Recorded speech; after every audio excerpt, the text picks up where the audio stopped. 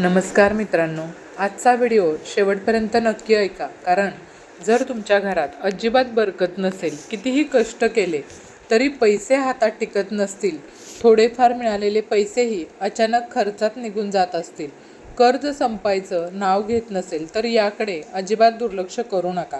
कारण आज मी तुम्हाला असे 12 गंभीर दोष सांगणार आहे जे नकळत होत राहतात आणि ज्यामुळं माता लक्ष्मी तुमच्या घरात येतच नाही आणि आलीच तर एका क्षणात निघून जाते. आजचा पहिला दोष खूप गंभीर आहे आणि विशेषतः ज्या घरात स्त्री हा दोष करते त्या घरात आयुष्यभर पैशाची चणचण भासत राहते. तो दोष म्हणजे जी स्त्री रात्री झोपताना जेवणातून उरलेली अन्न तसंच गॅसवर, शेगडीवर किंवा चुलीवर तसंच ठेवून झोपते, म्हणजे चुलीवर ओझं ठेवते, अशा घरावर माता लक्ष्मी नाराज राहते. कारण चूल म्हणजे अन्नपूर्णा मातेचं स्थान आणि गॅस म्हणजे अग्निदेव आणि रात्री उरलेलं अन्न तिथं ठेवणं म्हणजे अन्नाचा आणि अग्नीचा अपमान असतो. अशा घरात काय होतं माहिती आहे का? कितीही कमाई केली तरी पैसे टिकत नाहीत. घरात सतत कर्ज वाढत जातं, अन्नधान्याची कमतरता जाणवते.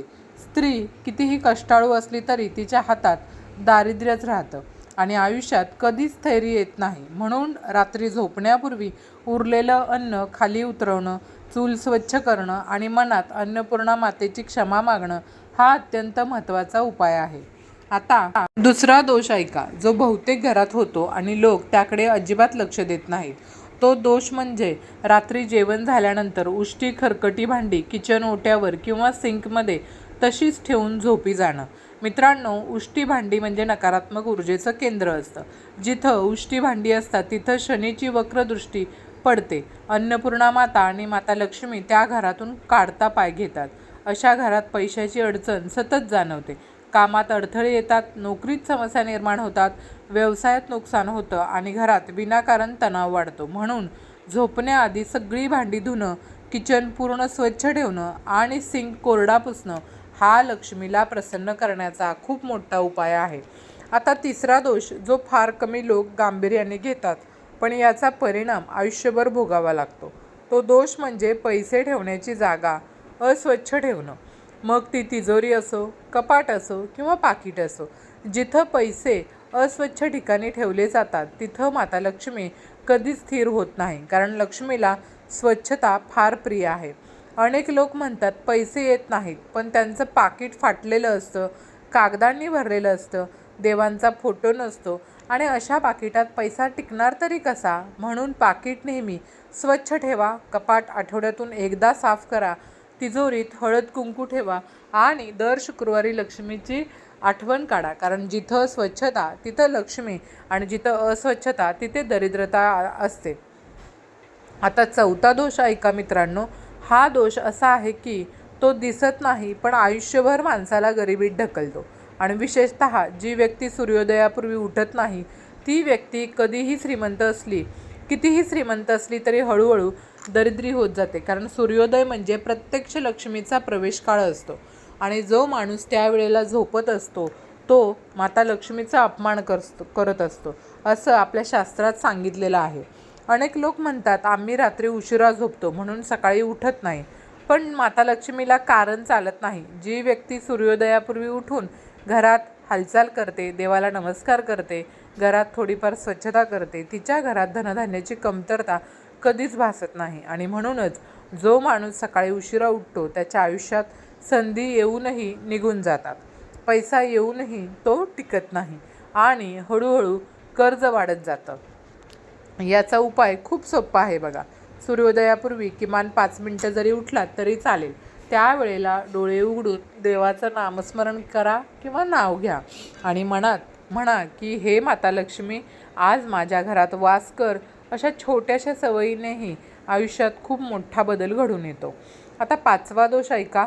हा दोष मंगळवाराशी संबंधित आहे आणि याकडे दुर्लक्ष केलं तर आयुष्यात सतत आर्थिक संघर्ष सुरू राहतो. तो दोष म्हणजे मंगळवारी कुणाकडून कर्ज घेणे किंवा कोणाला कर्ज देणे. मंगळवार हा मंगळ ग्रहाचा दिवस आहे आणि मंगळ ग्रह हा कर्ज, वाद, कोर्ट कचेरी, रक्तसंबंध आणि भांडण याचा कारक मानला जातो. मंगळवारी पैसे घेतले किंवा दिले तर ते पैसे परत येत नाहीत किंवा परत मिळायला खूप त्रास होतो आणि घरात अचानक खर्च वाढतात. त्यामुळं जुन्या लोकांनी बघा मंगळवारी उधारी बंद ठेवलेली असायची. यामागचं फार मोठं असं हे शास्त्र आहे. जर चुकून मंगळवारी पैसे घ्यायचेच असतील तर ते मीठ किंवा गूळ हातात घेऊन तुम्ही घ्या आणि मनात देवाचं नाव घ्या. पण शक्यतो हा दिवस टाळा, कारण यामुळं माता लक्ष्मीचा प्रवाह थांबतो. आता 6वा दोष बघा, जो विशेषतः स्वयंपाकघराशी संबंधित आहे आणि हा दोष करणाऱ्या घरात कायम तणाव आणि पैशाची अडचण राहते. तो दोष म्हणजे स्वयंपाक झाल्यानंतर गरम तव्यावर किंवा कढईवर पाणी सोडणं. मित्रांनो, हे फार मोठं पाप मानलं जातं, कारण गरम तवा म्हणजे अन्नपूर्णा मातेची ऊर्जा आणि त्यावर पाणी टाकणं म्हणजे त्या ऊर्जेचा अपमान करणं असा होतो. अशा घरात माता लक्ष्मी कधीच राहत नाही, कारण अशा घरात अचानक खर्च वाढतात, घरात शांतता राहत नाही, स्त्रीला मानसिक त्रास होतो आणि पैशाची आवक असूनही घरात पैसा दिसत नाही. म्हणून स्वयंपाक झाल्यानंतर तवा थंड झाल्यावरच धुवा आणि कधीही गरम तव्यावर पाणी टाकू नका. हा एक छोटासा नियम पाळला तरी घरातील नकारात्मकता लगेच जाते. आता 7वा दोष ऐका मित्रांनो. हा दोष खूप सूक्ष्म आहे, पण याचा परिणाम खूप खोलवर होतो आणि विशेषतः ज्या घरात स्वयंपाक झाल्यानंतर पहिली भाकरी किंवा पहिली चपाती स्वतः खाली जाते आणि कुणालाही दान दिलं जात नाही, त्या घरात माता लक्ष्मीचा प्रवाह हळूहळू थांबतो. कारण पहिली भाकरी म्हणजे अन्नपूर्णा मातेचा अंश असतो आणि ती जर गाईला, कुत्र्याला किंवा गरजूंना दिली तर घरात अन्नधान्याची कधीच कमतरता भासत नाही. अनेक लोक म्हणतात रोज कसं देणार, पण रोज देणं गरजेचं नाही. किमान आठवड्यातून एकदा दिलं तरी चालेल, त्याचा परिणाम लगेच दिसतो. कारण बघा, दान केल्याशिवाय माता लक्ष्मी आपल्या घरामध्ये थांबत नाही, हे तुम्ही नेहमी लक्षात ठेवा. आता 8वा दोष बघा. हा दोष प्रत्येक घराच्या मुख्य दरवाजाशी संबंधित आहे आणि हा दोष असल्यास लक्ष्मी उंबरठ्यापर्यंत येऊनच परत फिरते. तो दोष म्हणजे ज्या दरवाजातून आपण रोज ये जा करतो, म्हणजे आपल्या घराचा मुख्य प्रवेशद्वार, त्या दरवाजात चपला, बूट अस्ताव्यस्त टाकणं, उंबरठ्यावर लक्ष्मीची पावलं चिकटवलेली असतात आणि त्यावर वारंवार पाय देणं. अशा घरात काय होतं माहिती आहे का? कितीही प्रयत्न केले ना तरी पैसा घरात टिकत नाही, कारण दरवाजा म्हणजे लक्ष्मीचा प्रवेश मार्ग आणि तिथं अस्वच्छता असेल तर लक्ष्मी आतच येत नाही. म्हणून चपला, बूट बाजूला ठेवा, उंबरठा रोज पुसा आणि संध्याकाळी तिथं दिवा लावा. हा छोटासा उपाय घरात मोठी बरकत आणतो. आता 9वा दोष बघा. हा दोष घराच्या बाहेरील वातावरणाशी संबंधित आहे आणि याकडे दुर्लक्ष केल्यास घरात सतत अडचणी वाढत जातात. तो दोष म्हणजे घराच्या अंगणात अतिप्रमाणात अशुभ झाडं लावणं, जसं की काटेरी झाडं, दूध देणारी झाडं किंवा फार उंच आणि काळी सावली टाकणारी झाडं. वास्तुशास्त्रानुसार अशी झाडं घराच्या आजूबाजूला असतील तर यामुळे सुद्धा नकारात्मक ऊर्जा वाढते, घरात आजार वाढतात आणि पैशाची आवक कमी होते. म्हणून शक्यतो घराच्या अंगणात तुळस, आवळा, केळी किंवा फुलं झाडं लावा, कारण ही झाडं सकारात्मक ऊर्जा वाढवतात आणि लक्ष्मी मातेला आकर्षित करतात. आता 10वा दोष बघा काय आहे. तर हा दोष असा आहे की लोक याला साधी सवय समजून दुर्लक्ष करतात, पण हाच दोष घरात लक्ष्मी टिकू न देण्यामागचं सगळ्यात मोठं कारण ठरतो. तो दोष म्हणजे घरात अडगळ साठवून ठेवणं, जुने कपडे, फुटकी भांडी, खराब वस्तू, न वापरलेलं सामान वर्षानुवर्ष घरात ठेवणं. अशा घरात काय होतं माहिती आहे का? ऊर्जा अडकून राहते, नवीन गोष्टी येण्यासाठी जागाच उरत नाही, पैसा येण्याचे मार्ग बंद होतात आणि घरात सतत जडपणा जाणवतो.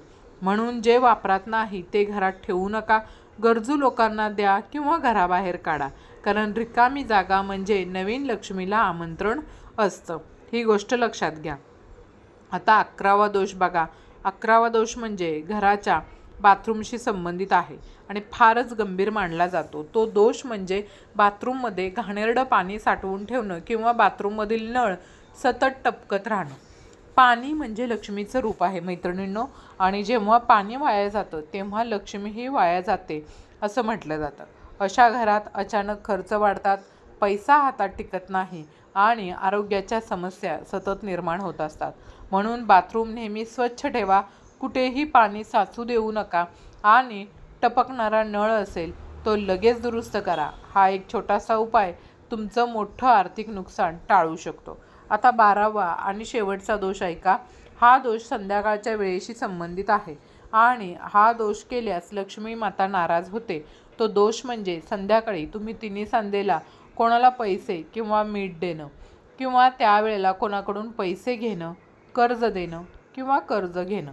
शास्त्रानुसार संध्याकाळची जी वेळ असते हा लक्ष्मीचा प्रवेश काळ असतो आणि त्यावेळेला जर घरातून पैसा किंवा मीठ बाहेर गेलं तर घराची बरकतही बाहेर जाते. म्हणून शक्यतो या वेळेमध्ये कोणालाही पैसे देऊ नका आणि घ्यायचेही टाळा. जर अत्यावश्यक असेल तर ते काम दुसऱ्या वेळी किंवा दुसऱ्या दिवशी तुम्ही करू शकता.